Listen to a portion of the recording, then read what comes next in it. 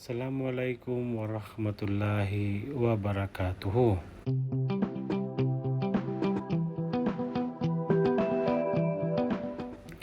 Ang ikukwento ko po sa inyo ngayon ay isa sa asawa ng Propeta Muhammad sallallahu alaihi wasallam.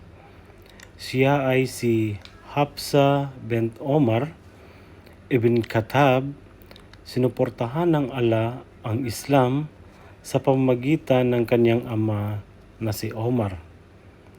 Siya ay maganda at banal na babae. Nagpakasal siya kay Kunis ibn Hudafa ibn Qais as-Sahami na mula sa Quraysh. Siya ay bahagi ng dalawang pangibang bansa sa Abyssinia at Madina. Nakipaglaban siya sa Badar at Uhud. Sa huling labanan, siya ay nasugatan at namatay pagkaraan ng ilang sandali. 18 taon si Hafsa noon. Nanlomo si Omar para sa paghihirap ng kanyang anak na naging balo sa murang edad. Sa tuwing uuwi siya at nakikita ang kanyang malungkot na anak na babae, nagdadalamhati siya. Pagkatapos ng mahabang panahon ng pag-iisip ay nagpasya siyang pumili ng asawa para sa kanya upang ibigay sa kanya ang nawala sa kanyang pahinga sa loob ng 6 na buwan o higit pa. Una niyang pinili si Abu Bakar, kalugdan nawa siya ng Allah, ang pinakamahal na tao ng propeta sallallahu alaihi wasallam. Si Omar kaagad pumunta kay Abu Bakar upang ihandog ang kanyang anak na babae sa kasal. Naisip ni Omar na hindi tatanggi si Abu Bakar na pakasalan ng isang batang babaeng banal na anak ng lalaking sinuportahan ng Allah ang Islam. Ang pagkakaroon ng pakikiramay sa pakikinig sa kanya, si Abu Bakar ay hindi tumugon. Bumalik si Omar na may babag na puso at halos hindi makapaniwala sa nangyari.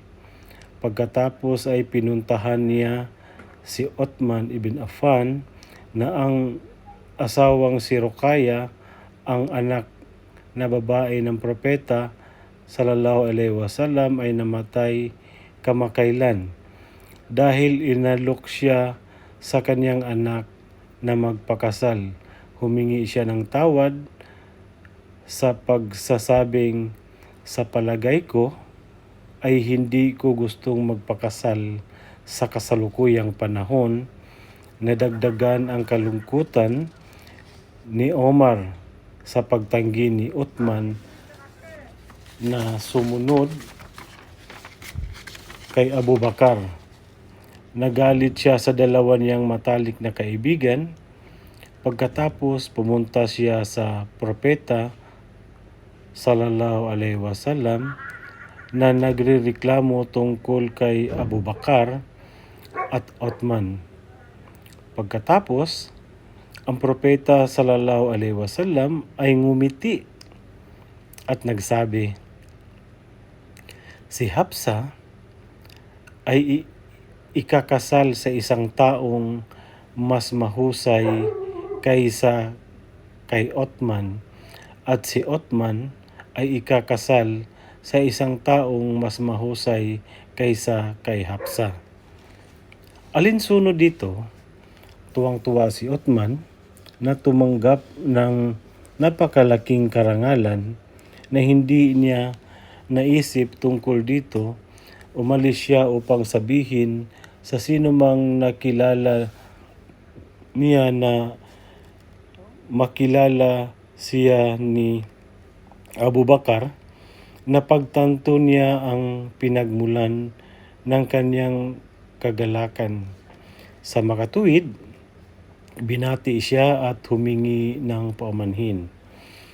Sa pagsasabing, "Huwag kang magalit sa akin, Omar," binanggit ng propeta si Hafsa noon at hindi ko masabi ang lihim ng propeta sallallahu alaihi wasallam kung iniwan niya siya, pinakasalan ko na sana siya. Ang lahat ng tao sa Madina ay nasiyahan sa pagpapakasal ng propeta kay Hafsa bint Omar. Ito ay kinontrata sa buwan ng Shaban sa 3 taon ng Hijra. Binasbasan nilang ang kasal ni Uthman kay Kulthum bint Muhammad, peace be upon him, sa buwan ng Jumada al-Akhira. Sa parehong taon din kaya si Hafsa ay sumapi sa ranggo ng mga dalisay na asawa ng propeta Muhammad sallallahu alaihi wasallam, mga ina ng mga tapat na noon ay sina Sauda at Aisha. Sa iba pang mga asawa ng propeta sallallahu alaihi wasallam, si Aisha ang pinakamatalik at pinakamalapit kay Hafsa. Ang kanyang ama minsan ay nagsabi sa kanya, "Paano ka magiging katulad ni Hafsa? Magiging katulad ni Aisha? Paano ka magiging katulad ni Aisha at paano ang iyong ama ay magiging katulad niya?" Si Hafsa at Aisha ang nag-back up sa isa't isa laban sa propeta Muhammad sallallahu alaihi wasallam. Dahil dito ang Allah na makapangyarihan ay nagsabi, "Kung kayong dalawa ay bumaling sa pagsisisi kay Allah, ang inyong mga puso ay talagang napakahilig, ngunit kung kayo ay magtataguyod sa isa't isa laban sa Kanya, tunay na si Allah ang kanyang tagapagtanggol at si Gabriel." Ito ay isinalaysay na ang propeta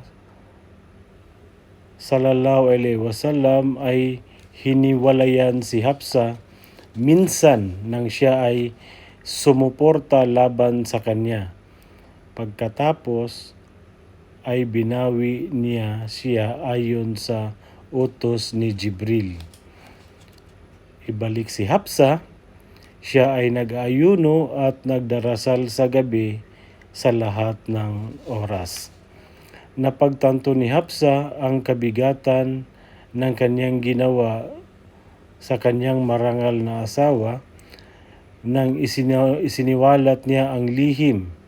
Ngunit matapos siyang patawarin ng propeta, siya ay namuhay sa katahimikan at muling nagpahinga. Nang ang propeta sallallahu alaihi wasallam ay namatay at si Abu Bakar, kalugdan nawa siya ng Allah, ang humalili sa kanya, si Hafsa ang napili upang panatilihin ang unang kopya ng maluwalhating Quran. Siya ay nagpatuloy sa pagsamba sa Allah ng buong katapatan, pag-aayuno, pagdarasal at pag-iingat ng kopya ng konstitusyon ng Muslim, ang walang kamatayang himala at ang pinagmulan ng batas ng paniniwala. Nang maramdaman ng kanyang ama, ang kalipa ng Muslim, na malapit na siyang mamatay matapos siyang saksakin ni Abu Lu'lu al-Majusi, ang Zoroastrian, noong buwan ng Dhul-Hijjah 23 AH, si Hafsa ang bantay ng iniwan niyang mana. Siya naway kalugdan ng Allah. ay namatay sa panahon ni Muawiyah ibn Abu Sufyan matapos niyang purihin ang kanyang kapatid na si Abdullah sa kung ano ang pinuri sa kanya ng kanyang ama. Naway kalugdan ng Allah ang pagbabantay ng Quran. Assalamualaikum warahmatullahi wabarakatuh.